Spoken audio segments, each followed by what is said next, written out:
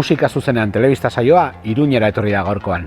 Azken urteetan ugariak dira bertatik datozen talde interesgarriak, musikalki oso eremuan hitzetan. Horietako bat da Erdoil taldea. Sirena! Zuloia! Balatoz! Zure bila! Telefaktikoak aliatu dira!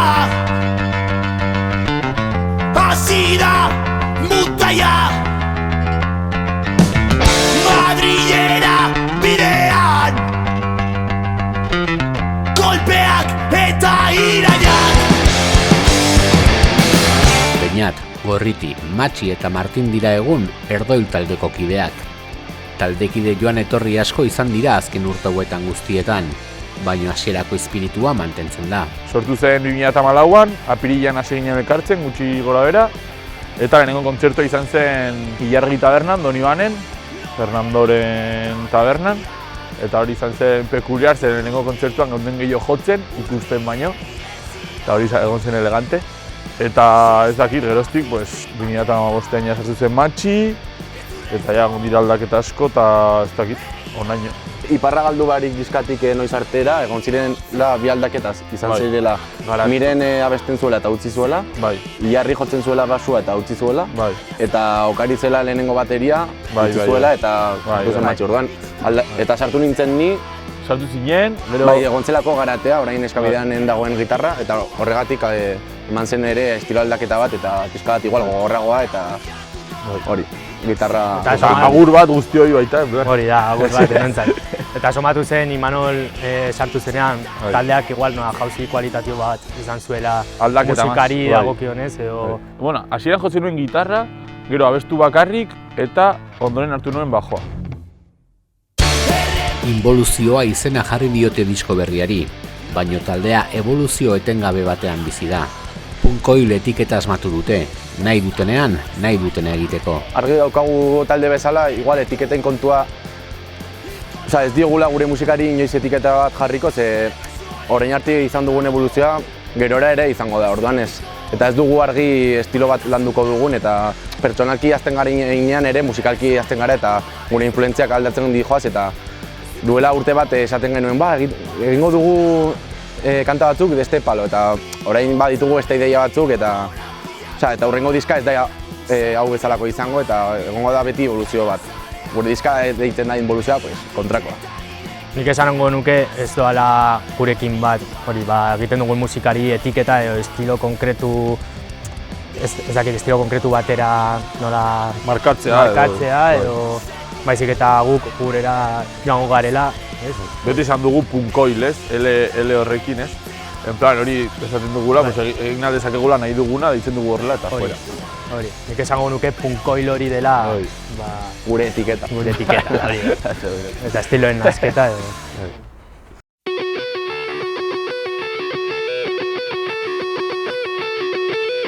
Disko berria urrats bat gehiago da Laukoaren musikabidean. Musikalki talde sendo bat nabaritzen da, eta kantuen soinuan nabarmentzen da nagusiki.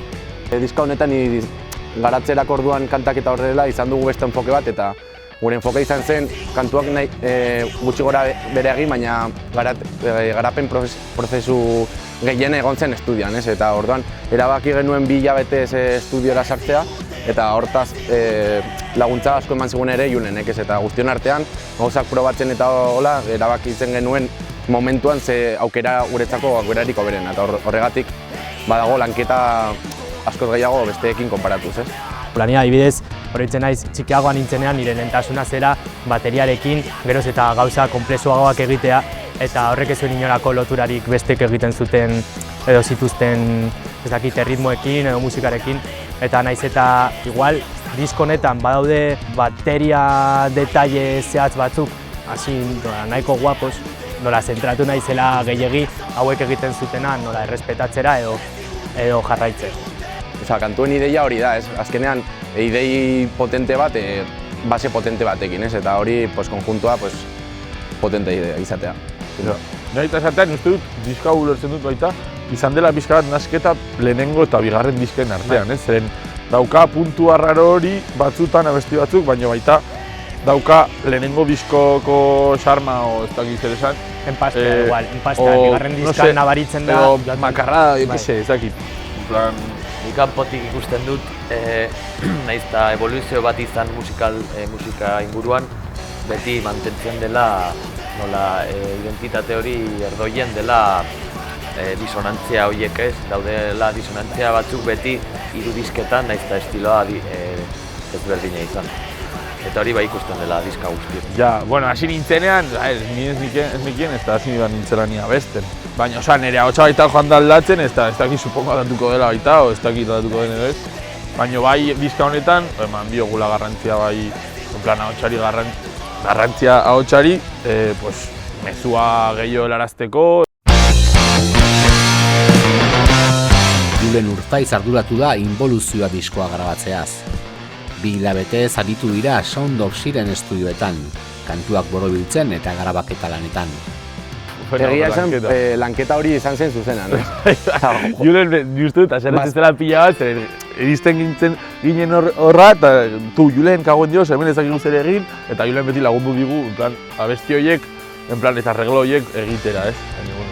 Baina 2 hilabetez estudia hartzen baduzu, ja badakizu, edo Julen bazekien lan hori hortzegoela, ez? Eta gustatu zitzaigun, Osea, niri gustatzen zaite estudian bertan erabakiak hartzea, eta bueltak ematea, eta gero ez izatea pentsamendu hori, hau aldatu izan banu, hobeto egongo litzateke, eta hori ez zaigu gertatu, nik diska entzuten dut, eta nire iritzian beti hartu ditugu guri gehien gustatzen zaizkigun aukerak, ez?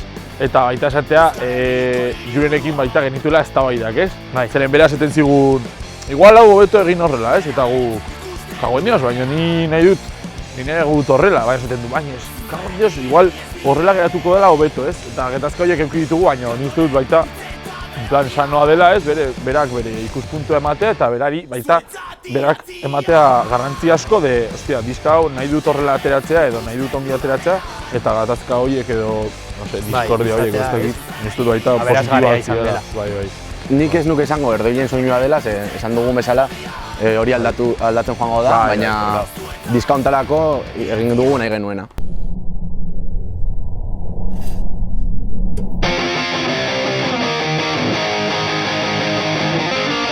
Zientzia, teknologia, garapena,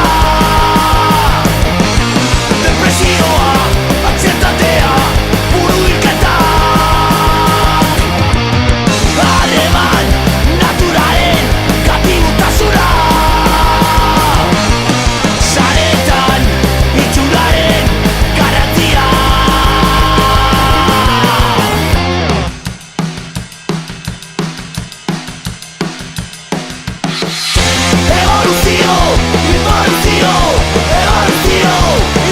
Kantuen hitzak dira Erdoi taldearen indargune bat. Horietako asko salaketa edo aldarrikapen hitzak dira. Musikaren bidez ideiak zabaltzea da taldearen asmoetariko bat. Justo Suntxiketak taldea dauka besti bat, esaten duela zuentzat, da zuentzako merezi duzuelako, eta ganera auzoko talde bat niretzat garrantzitsua izan dela, eta pentsatu dut, bazen egitera besti bat en plan hola, zeren azkenean, eske gu jotzen dugu, baina baita jotzen dugu jendea baita, disfrutatzeko eta mezu bat helarazteko, ez? No sé, eta iruditzen zen garrantzitsua baita jende horri garrantzia ematea. Eta abesti horren baitan ere bai interpretazio desberdinak egon daitezkela guretzat, eta ere bai abesti hori entzuten duten entzulentzat. Adibidez, ni pertsonalki abesti hau egin genuenean zuentzat idatzia horrekin asko oroitzen nintzen urte hauetan zehar ez dakit taldean nire alboan egon diren kideentzat. Justo gertatu dena da, Inboluzioa diska egin dugu eta izan dugu askotan ideia de zenbait abestitan aipatutako gauzak gertatu direla, ez? Osea, justo atera dugu Inboluzioa diska bat eta justo aurkezpen egunean bertan hasi da pandemia mundial bat, ez? Eta Inboluzioa kantan ere aipatzen dira gauza asko, igual egoera honetan gertatzen ari direla. Gehiago, ez? Lehen gertatzen zirela bastante, baina orain gehiago. Bai, aipatzen da igual depresioa, Inboluzioan, gauza batzuk suposatzen direla garapen bat direla, ez, baina gaur egun ikusten ari da eta gehiago egoera honetan pues, atzera pausak direla, ez. Azken urteetan musika eszena bizi bat dago Iruñerrian, eta Erdoil taldea da adibide horietako bat. Taldeak sortu dira ia auzo guztietan, disko interesgarriak argitaratuz. Zuzeneko emanaldiak eskaintzeko berriz, zailtasunak ugariak dira Nafarroan. Nik uste dut Iruñan daukagula pixka bat gazteak hori, kultura hori ez, eta ez sartzea ez diskografiketan ez da zer, sino izatea gehiago pues, Iruñeko musikariak eta kutsu hori eukitzea, ez? Bai, eta azken batean ezagutzen gara elkar guztiok eta lortu izan dugu batura hori, ez? Eta nik esango nuke hori izan dela Iruñeko eszenaren ezakin nola funtsa. Denon arteko nola elkartasun eta elkarlan hori gure lanak helarazterako orduan edo ekoizterako orduan. Eta helburua ez izatea estrellas de rock bat, ez? Helburua uste dut Iruñan dela hori batura hori talden artean rollo-ona egotea eta hori errebindikazio moduan ez erabiltzea musika. Ez bakarrik gure gauzetaz hitz egitea ez, baita politikoki eta sozialki inguratzen gaituzten gauzetaz. Egoera arraro honetaz aparte, uste dut gaztetxeen gorakadaekin bai zegoela gun alternatibo edo toki bat non zegoen ensaiatzeko aukera, gero ziturren baita dago roketxea, hor jarraitzutela eta urte asko daramatela. Zegoen Errotxapeko gaztetxin, hor pasa dira talde asko, eta hor zegoen aukera bat, non edozein taldeak eduki zuen hor aukera, jendearen aurrean jotzeko, ekipo on batekin, eta orain eske bakarrik dago, en plan, areto pribatuak eta gu nahi dugu lehenengoak jotzea, niri gustatuko litzaidake jotzea, egita aurkezpena kalean edo Errotxapeko gaztetxea, baina eske orain ezin da, da hori da mierda da, baina...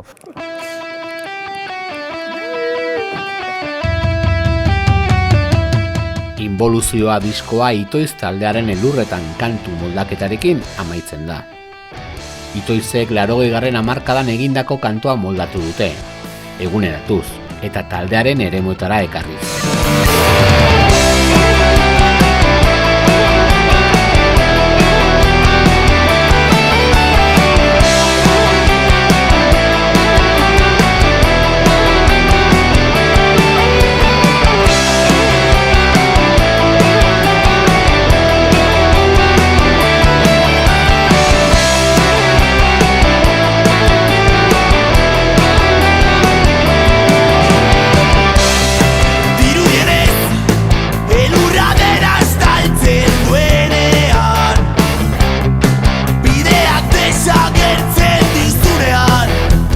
Esango nuke, abesti hori grabatzeko igual motibo orokorra edo printzipala izan dela gure gurasoen inguruan betidanik entzun izan den talde bat izan dela eta gure belaunaldietara helarazi den nola talde bat izan dela eta guk entzundakoa. Eta ni oroitzen naiz, lehen Erdoilen jotzen zuen basuak Ander, Hilarri, askotan esaten zigula abesti hori bai nahiko berezia zela berarentzat eta ni adibidez pertsonaki berataz oroitzen naiz, abesti hori jotzen dugunean edo.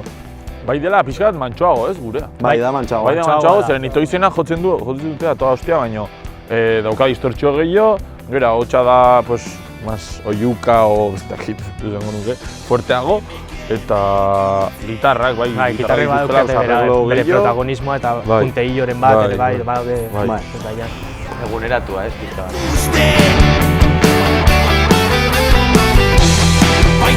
Diskoak autoekoizpen bidez ikusten du argia. Taldea kritikoa da disketxeen lan ildoarekin. Eta beraien bidea autogestio musikalera bideratzen dute.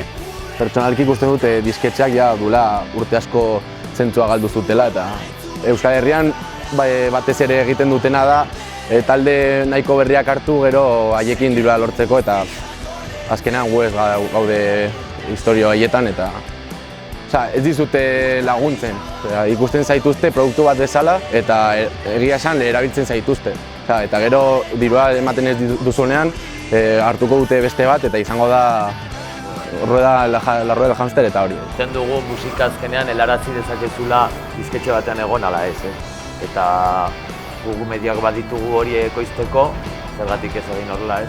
Eta bai, sartzen zarenean diskografika batean, pues bai, esaten dizute, pues sartu talde hau hemen, eta justo gu hor, en plan horrekin, pues ez gaude pixka eta ados, ez? No, pixka bat ez, justu. Ez gaude ados. Hori, ez gaudela ados. Bai, baina, bueno, esaten zenuen hildo hortatik, dagoela sare bat ja eginda eta hortan sartzeko berrituzu aro batzuetatik pasatu, ez? Eta hori ez dugu nahi, eta bueno, gure ideia da, pues, beste tokitan jotzea lortzen badugu, gu nahi dugun bezala egitea, ez? Eta izatea. Gure medioekin. Bai, hori da. Taldeak asko zaindu ditu diskoaren diseinua eta bideoak. CD-aren diseinu lana Mikel Tristan artistak gorri beltzan jantzi du. Bideoak egiteko berriz, Jon Corres bideogilearen laguntza izan dute. Berez laranja da, laranja, baina oso potentea da eta dirudi gorria dela. Ez, bueno, esan behar dugu hori, ikusten genuen laranja zela eta ikusten zen pantalla laranja zela eta zen gorria. Laranja ikusten dut. Ikusten zu laranja? Pues ikusten dut gorria, tío. Bai, naranja, hostia, Bai, Mikel Tristanekin lantzen dugu modua da, bidaltzen dizkiogu kantak eta ematen diogu bera ulertzeko eta bere ideia gero plasmatzeko eta gu pentsatzen genuen hori ongi dagokionez kantekin eta horrela, botatzen dugu. Berak egiten du interpretazio bat eta gurekin elkarbanatzen du hori eta kontrastatzen dugu eta. Bideoklip guztiak grabatu ditugu Jon Corresekin eta dela laguna eta ikasi du ikusentzunezko gradua eta konfiantza asko dugu eta elkarre asko ulertzen gara eta beti izaten ditugu nahiko ideia antzekoak eta horregatik beti lan izan dugu berarekin. Pandemia hasi zenetik ez dute zuzenean aritzeko aukerarik izan. Hori bai, Atortxu Rock berezian hartu zuten parte, online emisioan.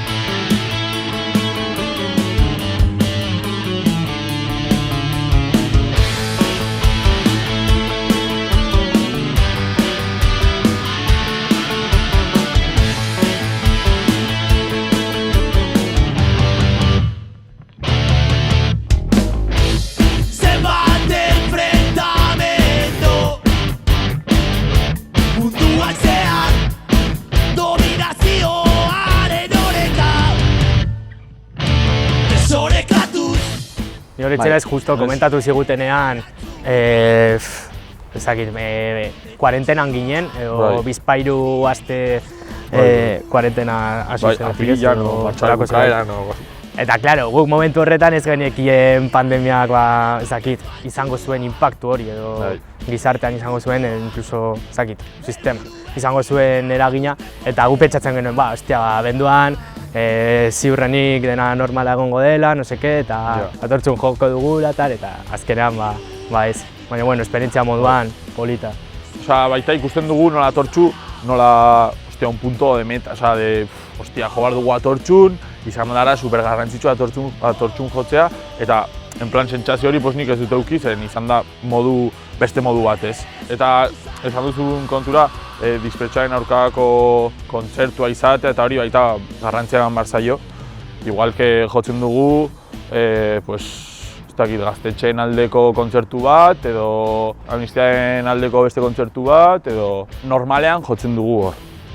Mitoetan, baina bai izatea hori Atortxun guretzat izan zela berezia kontzertu hori. Azken hilabeteetan aldaketak izan dira taldean. Martin sartu da gitarre jotzaile gizara, Auritzek utzitako lekua betez. Bai, noiz arte diskaren aurkezpen kontzertu horietan Auritz joan zen Kubara eta orduan Martinek laguntza bota zigun eta egon zen 10 kontzertu eman zituen gurekin eta horregatik ez da berria, ez? Ja, egon da gurekin, badakigun funtzionatzen dugun elkarrekin eta horregatik aurreztu dugu lanketa hori, ez? Ni hasi nintzen musikaekin 15 urtekin, beste talde batekin, kuadriako taldearekin, Potxoka-punkekin. Gero duela 2 urte, urte bat bi, hasi nintzen beste proiektu batean, Atxurri taldearekin. Justo Imanolek deitu ninduen ez, esateko hori zer ikusten nuen, erdoiera ja definitiboki sartzea ez. Ni egon nintzen 10 kontzertu 2019an eta oso gustora, niretzako izan zen pedazo esperientzia ez, gainera jotzen dutela, que bate humildes, baina jotzen dute la flipa, jotzen dute oso ongi, eta niretzako zen, como ir a clase el primer día ez, dena ikasi ez, eta hori, orain daukat, el 25% de las acciones ez.